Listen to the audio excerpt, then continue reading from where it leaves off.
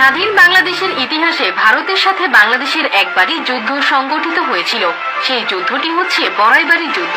এই যুদ্ধে ভারতীয় সীমান্ত রক্ষী বাহিনী বিএসএফ বাংলাদেশি সেনাদের কাছে শোচনীয়ভাবে পরাজয় বরণ করে।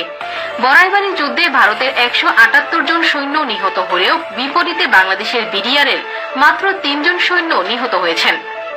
বড়াইবাড়ি সীমান্ত সংঘর্ষকে কেন্দ্র করে ভারতের সাথে বাংলাদেশের সর্বমোট 3টি সীমান্তে যুদ্ধ সংগঠিত হয়। এর মধ্যে 2001 সালের 15 এপ্রিল সিলেটের পদুয়া সীমান্তে, 18 এপ্রিল কুড়িগ্রামের রৌমারী সীমান্তে এবং 19 এপ্রিল পুনরায় পদুয়া সীমান্তের কাছে ভারতীয় সৈন্যদের সাথে বাংলাদেশের বিডিআরের যুদ্ধ হয়। এই 3টি যুদ্ধে ভারতীয় সৈন্যরা বাংলাদেশি বিডিআরদের সৈন্যদের কাছে শোচনীয়ভাবে পরাজয় বরণ করেন। কিন্তু প্রশ্ন হলো, কেন ভারতের সঙ্গে বাংলাদেশের এই রক্তক্ষয়ী যুদ্ধ সংগঠিত হলো? ঠিক কি কারণে ভারতীয় বাহিনী বাংলাদেশের বড়াইবাড়ি গ্রাম দখল করতে আক্রমণ চালায়? ভারতের সাথে বাংলাদেশের বড়াইবাড়ি যুদ্ধ সংগঠিত হওয়ার লম্বা একটা পটভূমি রয়েছে।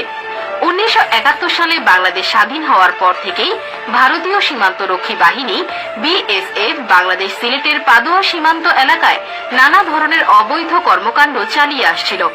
এক পর্যায়ে ভারতীয় বিএসএফ সৈন্যরা রাতের আধারে বাংলাদেশের পাদুয়া সীমান্ত দখল করে নেয় এবং সেখানে একটি অস্থায়ী সেনা ঘাঁটি নির্মাণ করে। বাংলাদেশের মাটিতে ভারতীয় সেনা ঘাঁটি স্থাপনের খবরটি গ্রামবাসীরা বিডিআরের কাছে পৌঁছে দিলে বিডিআরের সৈন্যরা ভারতের বিরুদ্ধে তেলে বেগুনে জ্বলে ওঠে। বাংলাদেশের বিডিআর সৈন্যরা যে কোনো মূল্যে বাংলাদেশের পাদুয়া সীমান্ত এলাকা ভারতের দখলমুক্ত করতে দৃঢ় সংকল্প করেন। বাংলাদেশের সার্বভৌম এলাকার ওপরে ভারতীয় বিএসএফ এর এইরকম আচরণের প্রেক্ষিতে বিডিআর জওয়ানরা ভারতের ওপর ক্ষুব্ধ হয়ে ওঠে। বিডিআর সৈন্যরা পাদুয়া গ্রামটি ভারতের দখলমুক্ত করতে বিএসএফ এর ঘাঁটিতে অভিযান পরিচালনার সিদ্ধান্ত গ্রহণ করে।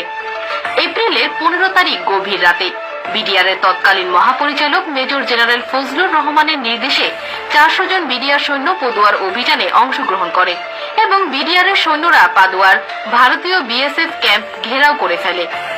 সে সময় পাদুয়া ক্যাম্পে ভারতীয় বিএসএফ এর প্রায় 70 জনের মতো সৈন্য ছিল, কিন্তু বাংলাদেশের বিডিআর সৈন্যদের মাত্র 6টা গুলি ফায়ার করার পরপরই বিএসএফ এর 70 জন সৈন্য বিডিআর এর কাছে নিঃশর্ত আত্মসমর্পণ করেন এবং বিডিআর পদুয়া ক্যাম্পের পূর্ণ নিয়ন্ত্রণ নিয়ে নেয়। পাদুয়া যুদ্ধে বাংলাদেশের বিডিআর এর কাছে পরাজিত হওয়ার পর বিডিআর এর ওপর প্রতিশোধ নিতে মরিয়া হয়ে ওঠে বিএসএফ। এই ঘটনার 2 দিন পর পাদুয়া থেকে 800 কিলোমিটার দূরে বাংলাদেশের বড়াইবাড়ি সীমান্ত দিয়ে ঢুকে বিডিআর এর ঘাঁটিতে ভারী অস্ত্রসহ হামলা চালায় বিএসএফ। এজন্য তারা আসামের গুয়াহাটি থেকে কয়েকশো বিএসএফ আর বিভিন্ন অস্ত্রশস্ত্র আনা হয় বাংলাদেশের বড়াইবাড়িতে আক্রমণ করার জন্য।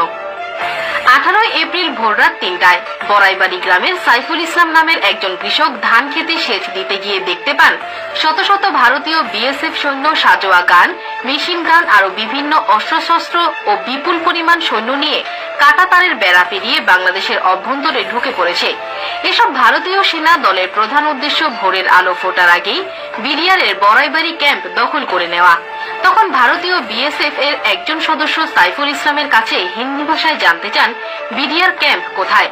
হিন্দি ভাষায় কথা বলার কারণে সাইফুল ইসলাম সহজেই বুঝতে পারেন এরা ভারতের বিএসএফ এর সদস্য। তখন সাইফুল ইসলাম বুদ্ধি করে বিএসএফ কে বিভ্রান্ত করার উদ্দেশ্যে বিডিআর ক্যাম্পের মতো একটি পরিত্যক্ত বাড়ি দেখান, আর বিএসএফ সেটাকে ক্যাম্প ভেবে এগোতে থাকে। এই সুযোগে সাইফুল ইসলাম বড়াইবাড়ি ক্যাম্পের বিডিআর সদস্যদের এই ঘটনা জানান। তখন বিডিআর সদস্যরা স্থানীয় গ্রামবাসীদের নিরাপদ স্থানে নিয়ে যান এবং ভারতীয় বিএসএফ সৈন্যদের মোকাবেলা করার জন্য প্রস্তুতি নিতে শুরু করেন। সাইফুল ইসলাম যখন বিডিআর ক্যাম্পে যান তখন সেই ক্যাম্পে মাত্র 8 জন বিডিআর সদস্য ছিল।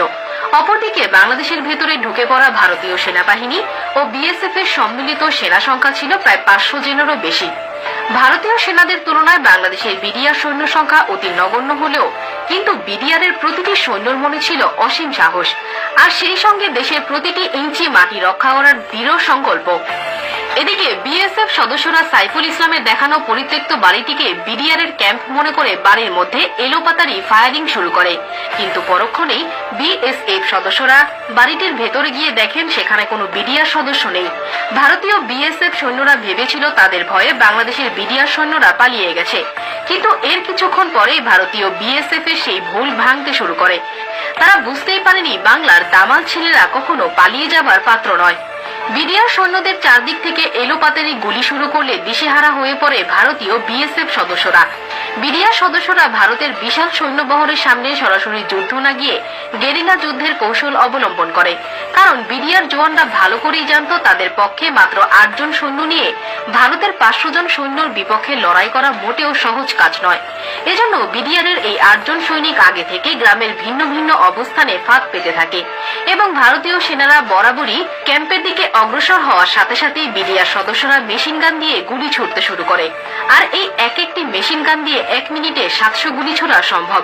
বিডিআর সদস্যরা এসব মেশিন গান দিয়ে ভিন্ন ভিন্ন লোকেশন থেকে বৃষ্টির মতো গুলি ছুড়তে শুরু করে।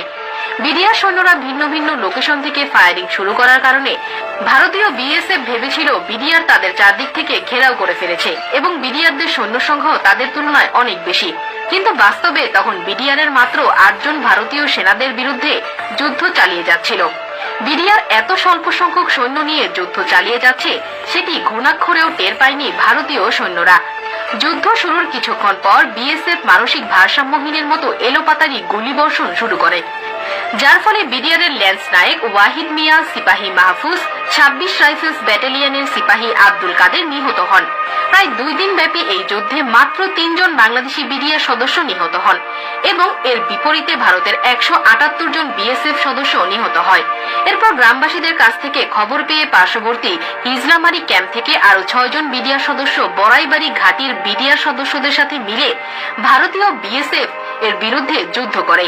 তারপর বিডিআর এর আক্রমণকে আরো শক্তিশালী করার জন্য হানাদার বিএসএফ কে বাংলাদেশের ভূমি থেকে বিতাড়িত করার জন্য বিডিআর এর সদর দপ্তরের নির্দেশনায় রংপুর, জামালপুর, ময়মনসিংহ ও কুড়িগ্রাম থেকে অতিরিক্ত বিডিআর সদস্য বড়াইবাড়িতে পৌঁছালে ভারতীয় বিএসএফ পিছু হটতে বাধ্য হয় আর আত্মসমর্পণ করতে বাধ্য হয়।